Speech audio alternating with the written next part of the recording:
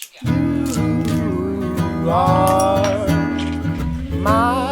is my third time making this video, by the way. So, the confetti wasn't supposed to be here. You know, you gotta do what you gotta do. Yeah, drink to that. If you're watching this, it might be because I'm already dead. Or it might be dead in a few days, or in a few months, or in a few weeks, or in a few years. But regardless of whether I'm dead right now or not, you are technically encountering a person that will be dead in the future. A future dead person. We're both on our journey to death. Because I think at the end of the day, it's not what you do, but it's what you do with what you've done for others. Thank you. My professor, the first semester of college, he assigned us that assignment of writing our own personal obituary. And I don't know about you, but I think that's one of the most, reality checks. And also one of the most morbid assignments. We all know that our lives are short. You know, everybody always says that, so it's kind of been engraved in our heads. The few years that you have been here feel like infinity and feel like you've been living here forever. But alas, that is not, obviously the truth, but I just think that coming to terms with death is really important. It makes you step back and look at the bigger picture, makes you look at everything in a more realistic manner. I asked a question on my Instagram, if you were gonna die, what would you want to tell people, or what would you want to tell a certain somebody?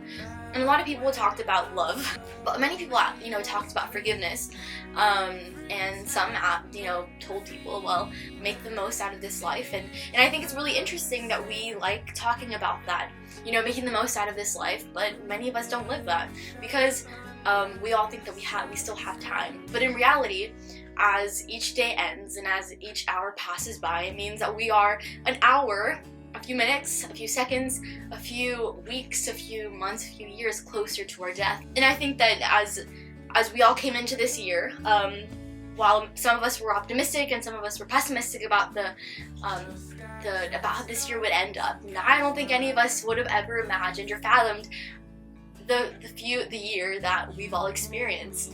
I don't think any of us had go through a pandemic on our 2020, checklist. We are living in a different world, honestly. Everything is so different, and I think it just reminds me that our world and our lives are fickle. Everything is so ever-changing, and everything changes.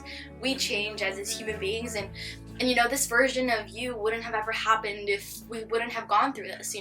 You are the person that you are based on the decisions you make and the people that you are with and the things that you do. You are a result of all the decisions you've made, and I don't know, it gives room, and it reminds me that, well, life is crazy and life is fickle, and life is not as sure as we think it is, and life will throw us things that we would have never expected, and that's just a way of life. Going back to me making a letter to myself, or letter to everyone, this is a video about me dying, and this is a video of what I would say, well, if I just died today. So thanks to Professor Banks, this is a video for you, but this is also a video for myself and for every single person watching this. Thank you.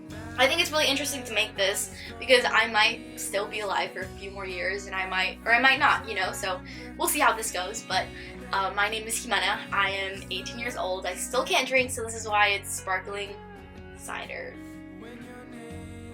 I am a daughter and a friend. Fortunately, I do not have the title of a girlfriend.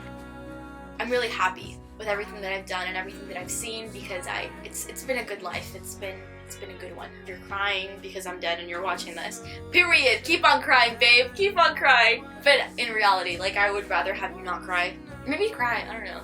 Honestly, if you're crying or if you're upset, don't be. I think it's one of the coolest things, because I don't look at death as a sad moment. I see it more as something that I'm celebrating and something that I'm stoked for, at least for my personal. Death is just another step that I have to take in order to reach, home, in order to reach, life with Jesus, in a really, really tangible manner. Even though, yes, you can have a relationship with God here, but I feel like over there it's far more tangible than anything I've ever lived here. So, super stoked about that place. Hopefully this isn't the end, and this isn't a for real goodbye, because that would suck. It'd be more of a TTY.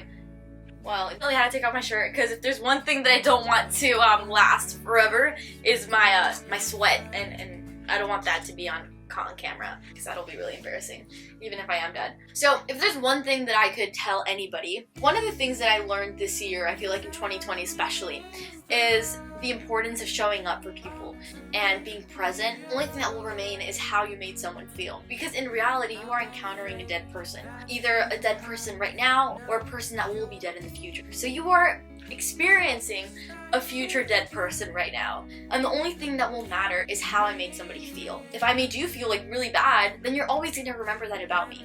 You might not remember what I did exactly, but you will remember how I made you feel. So I feel like if we all understood that, and if we all remembered that the only thing that will stay, that will remain, is how you made somebody feel, I feel like we'd all put our phones down more when somebody is opening up to us. I feel like we'd all listen better. I feel like we'd all be more present when we're with somebody and when we're hanging out with someone, whether it be a serious conversation or just a lighthearted conversation.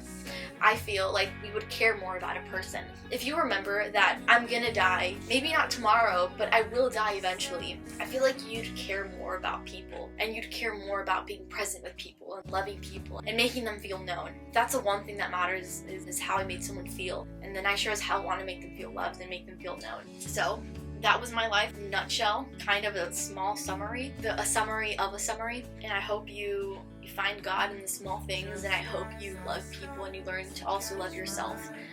I hope that you also are proud of yourself, of where you're at right now, and I hope you continue to just see the good in the now and in the small things, not always looking for what's next. I hope you do good, and I hope you're proud of yourself. This is Humana out. Also watch The Office before it gets taken down from Netflix, because I know I'm about to be real sad. Period. I feel like we're having a date. I'll pay, I'll invite. I feel like I'm in a coming of age film. And you know, be more present, because that's important. Love you. And if you ever saw sweat coming out of me, no you didn't, babe. No you didn't. Bye.